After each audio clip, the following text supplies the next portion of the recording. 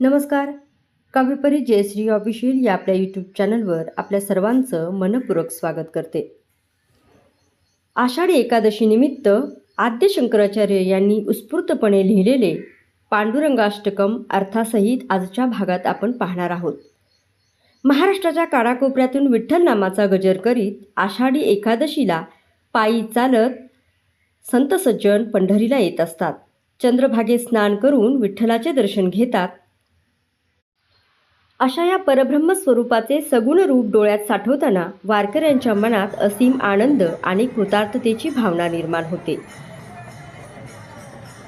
आजच्या या भागात आद्य शंकराचार्य यांनी रचलेले पांडुरंगाष्टकम या स्तोत्राचा अर्थ आपण जाणून घेणार आहोत. तत्पूर्वी चॅनलवर आपण नवीन असाल तर अजूनही आपल्या वाहिनीला आपण सबस्क्राईब केलं नसेल तर नक्की करा. व्हिडिओला लाईक आणि शेअर करा आणि शेजारील बेल आयकॉन दाबायला विसरू नका. चला तर सुरू करूयात.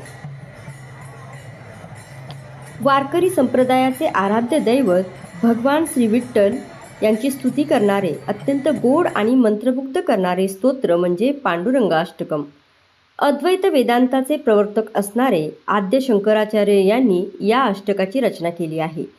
जेव्हा शंकराचार्य पंढरपूरला आले होते तेव्हा विठ्ठलाचे परब्रह्माचे सगुण सुंदर रूप पाहून उत्स्फूर्तपणे हे स्तोत्र त्यांनी रचले होते.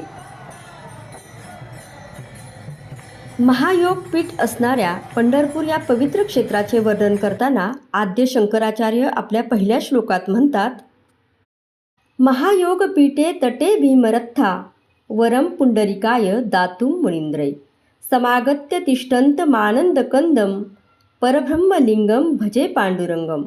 याचा अर्थ महायोगाचे अधिष्ठान असणारी भीमा नदी, तिच्या तीरावर ज्याला पंढरपूर क्षेत्र म्हणतात, अशा क्षेत्री आईवडिलांची मनोभावे सेवा करणाऱ्या पुंडलिकाला वरदान देण्यासाठी अनेक श्रेष्ठ मुनींसह येऊन राहणाऱ्या आनंदाचा कंद अशा परब्रह्मरूपी पांडुरंगाला मी नमस्कार करतो.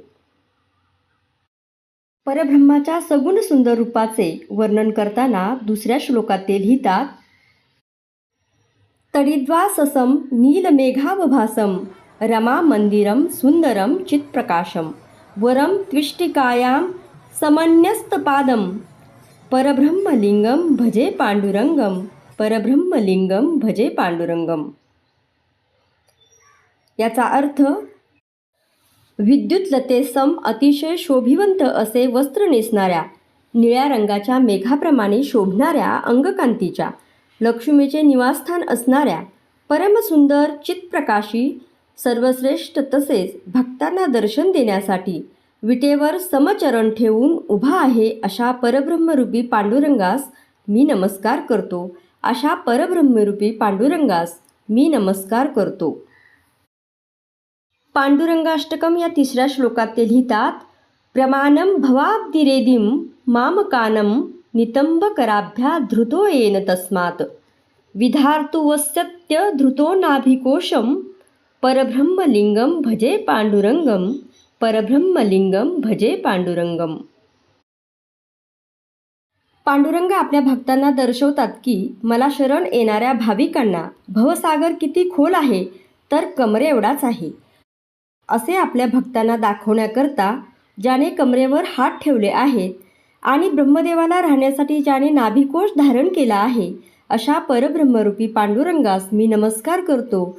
अशा परब्रह्मरूपी पांडुरंगास मी नमस्कार करतो.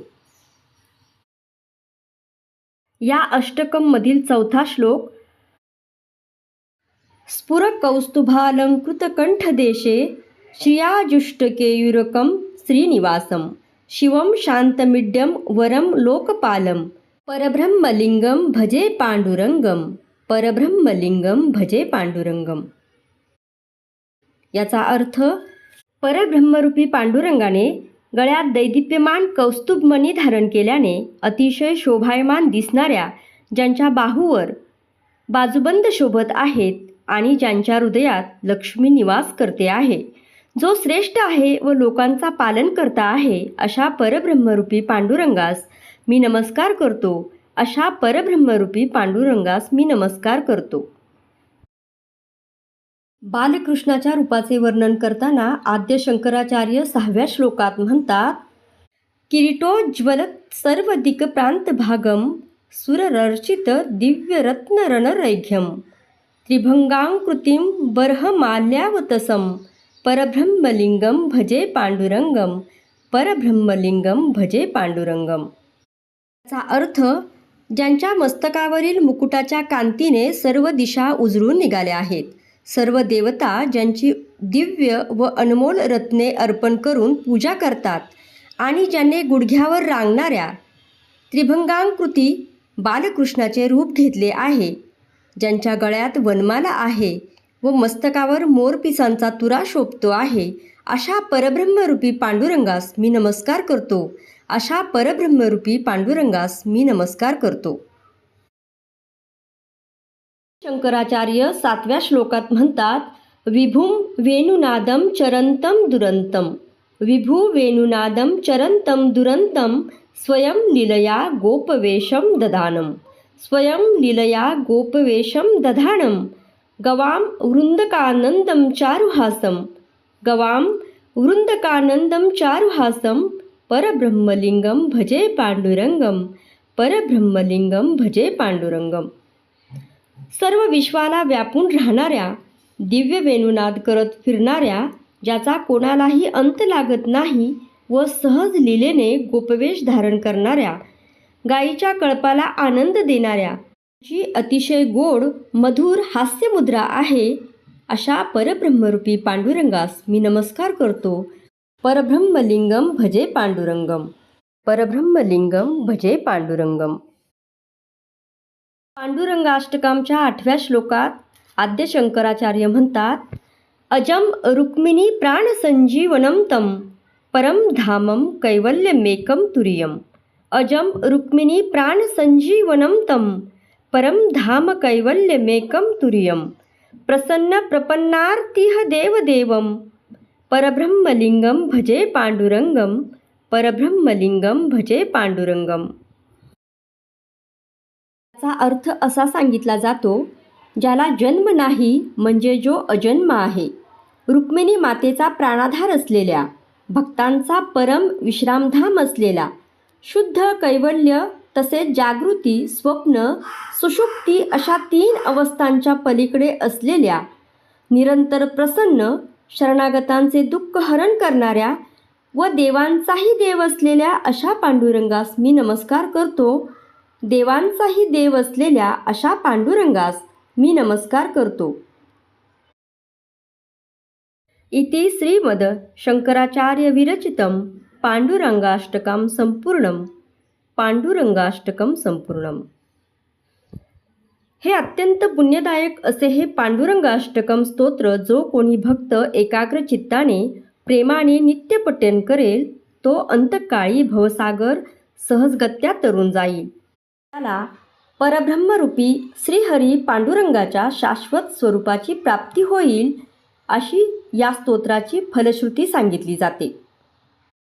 या गोड मंत्रमुग्ध करणाऱ्या पांडुरंगाष्टकातून आद्य शंकराचार्य यांनी चंद्रभागा नदीच्या तीरावर महायोगपीठात पंढरपुरात पुंडलिकाला वर देण्यासाठी भगवान श्री विठ्ठलांच्या परब्रह्मरूपी सगुण सुंदर रूपाचे अत्यंत गोड आणि मंत्रमुग्ध करणारे स्तोत्र लिहिले आहे.